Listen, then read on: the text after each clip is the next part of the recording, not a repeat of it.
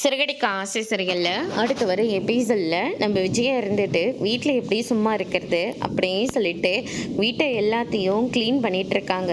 அந்த நேரம் பார்த்து சந்திராவுக்கு தெரிஞ்சவங்க பத்திரிக்கை வைக்கிறதுக்காக வராங்க.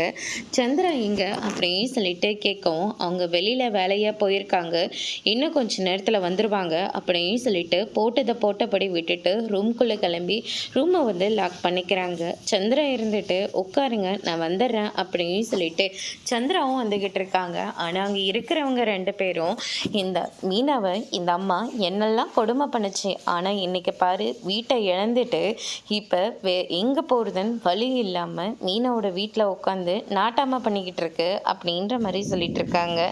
அதுக்கடுத்து தான் பார்த்திங்கன்னா நம்ம சந்திராவும் வந்துடுறாங்க. அவங்க போனதுக்கப்புறமா நான் இங்கே வரமாட்டேன்னு தான் சொன்னேன், ஆனால் நீங்கள் எல்லாரும் கட்டாயப்படுத்தி தானே என்னை இந்த வீட்டுக்கு கூட்டிகிட்டு வந்தீங்க, ஆனால் வருவங்க போகிறவங்க எல்லாருமே என்னை கேவலமாக பேசிட்டு போகிறாங்க அப்படின்னு சொல்லிட்டு விஜயா இருந்துட்டு ரொம்பவே கோவப்படுறாங்க. அவங்க தெரியாமல் பேசியிருப்பாங்க சம்மந்தி, அவங்க பேசினதுக்காக நான் உங்ககிட்ட மன்னிப்பு கேட்டுக்கிறேன், தயவு செஞ்சு மன்னிச்சிடுங்க சம்மந்தி அப்படின்ற மாதிரி சொல்லிக்கிட்டு இருக்காங்க.